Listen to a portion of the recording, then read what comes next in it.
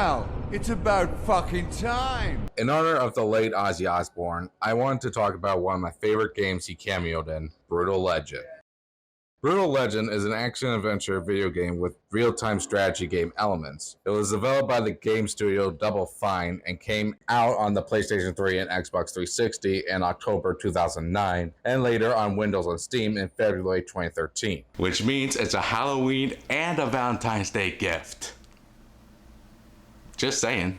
The game stars Eddie Riggs, voiced of course by metal and gaming fan Jack Black, who is a roadie that is transported to a heavy metal-inspired fantasy world where he becomes the chosen one, armed with his battle axe, guitar, and hot rod, rallies the oppressed humans that lead a rebellion against a demonic tyrant, the evil Diviculist, voiced by Tim Curry, and his tainted coil army.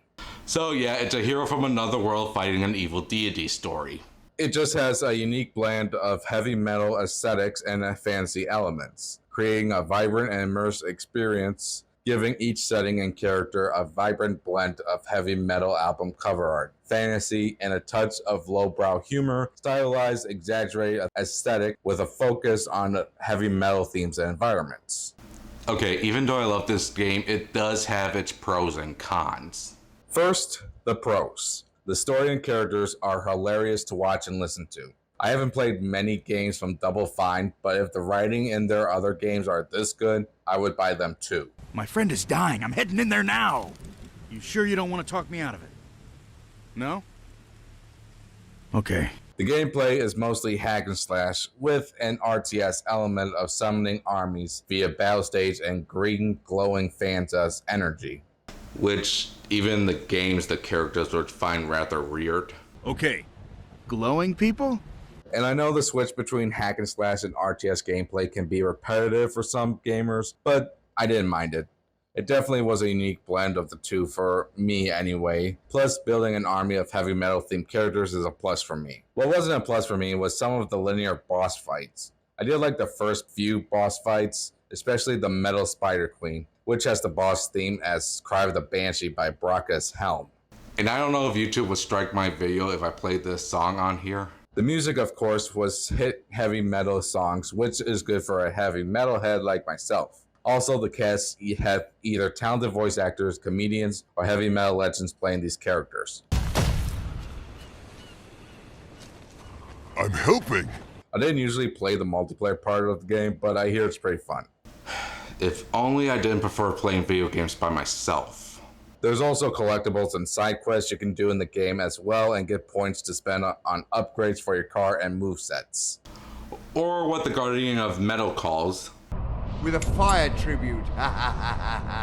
You can also find new music notes that let you do combos like summoning your car, motivate your allies, or my favorite, melt the faces off your enemies.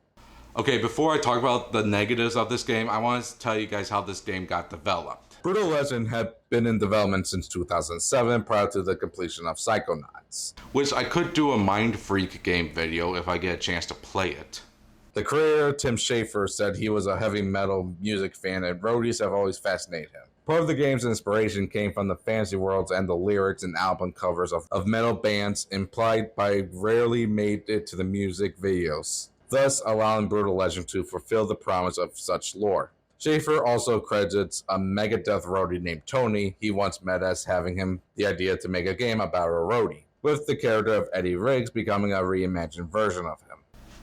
Interesting.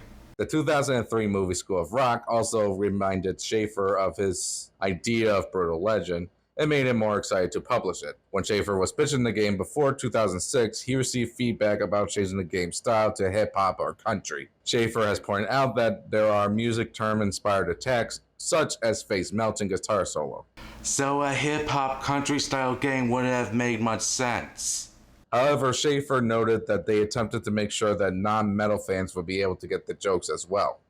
They look bored. I can fix that. I should also point out that Schafer's original version of the game had not anticipated a celebrity cast. Although Eddie came to resemble Black, the team had not planned on having Jack Black voice the character. After learning that Black was a fan of Schafer's previous game, Psychonauts, they met with the actor-musician and recognized he as an avid gamer and metal fan and understood all the choices the team made in the game, and subsequently signed on for the voice work. Black also performed live action sequence as himself used for the in-game menu screens and additional promotional material. Once Black had signed up for the project, Schaefer found that other artists and people involved in the heavy metal scene became very interested in participating through a domino effect and word of mouth, allowing Schaefer to sign them on as voice talent or as part of the game's soundtrack. In addition to Black, Lemmy from Motorhead, Judas Priest Rob Halford, the Runaways' Lita Ford, and Ozzy Osbourne voices some of the characters, as well as comedian David Cross, Steve Agee, Brian Bolson, and actor Will Wheaton. Co-Tenacious D musician Kyle Gass, as well as veteran video game actors such as Zach Hanks, Keith Soyce, Dino Aldred, Richard Horvitz, and Jennifer Hale have also provided some voice work for the game. Really enough, the marketing for this game was just as crazy as Cyberpunk's and No Man's Skies. Gaming journalists have received a vinyl record from Activision that contained a backwards message alluding to the game's story. At the 2009 Download Festival in Donington Park in England, Electronic Arts arranged for 440 fans of Brutal Legend to help to break the game's world record for the largest number of air guitar players, all simultaneously playing Ace of Spades by Motorhead, a series of short online videos featuring Black and Schaefer in 2 instances. Entitled Brutal Thoughts with Jack Black. Black appeared in cosplay as A-Riggs in the 2009 Video Music Awards. A promotional concert for the game was held at the 2009 Comic-Con. Even Jim Schaefer and Jack Black promoted the game on Late Night with Jimmy Fallon and Jimmy Kimmel Live. Ironically, just like Cyberpunk and No Man's Skies, the sales weren't that good. Yeah, this game was also a victim of overexposure, as the game sold approximately 215,000 copies in the United States in October 2009. These numbers were not considered to be strong and were added due to the difficult marketing of the game. They thought that mentioning the RTS elements would turn away most gamers. Actually, it's the opposite. Games like Command & Conquer and XCOM say otherwise. You are made of stupid. Okay, now for the quote-unquote weaknesses. Yeah, I put it in quotations because, to be honest, they are kind of minor. For me, anyway. For one, there's no New Game Plus. Yeah, even today, I have no idea how some games do that. Now, games like Dragon Age and Mass Effect, I get, because the choices you made can affect the story and the characters in the sequels. But when you want to start a new game, do you not want to replay and build the character up again? I guess that's also why the replay value was a mixed bag.